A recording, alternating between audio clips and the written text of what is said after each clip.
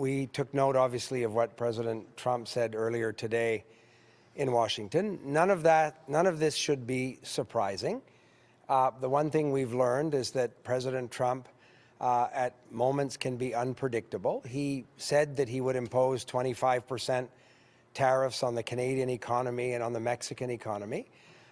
We have spent the last number of weeks preparing potential response scenarios for the Government of Canada in partnership with provinces and Canadian business leaders and union leaders.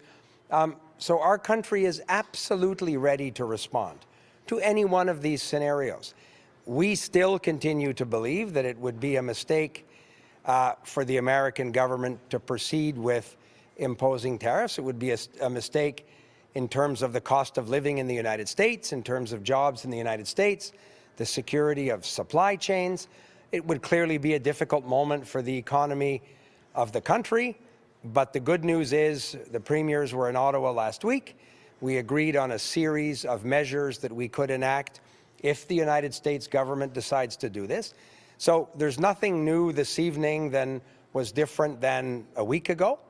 Our government remains committed, however, as Melanie said, to talking to the Americans about our shared concern around security at the border. If the President and his government believe that we can do more in partnership with the Americans to secure the border, we have a very good news story to tell them. And in our conversation with American officials, we have spoken about our shared commitment to the fight against fentanyl, to ensuring that immigration is orderly and legal.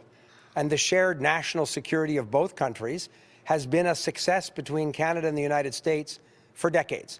So we look forward to continuing those conversations with Canadian business leaders, union leaders, obviously provinces and territories, and the dialogue with American representatives and members of the incoming administration.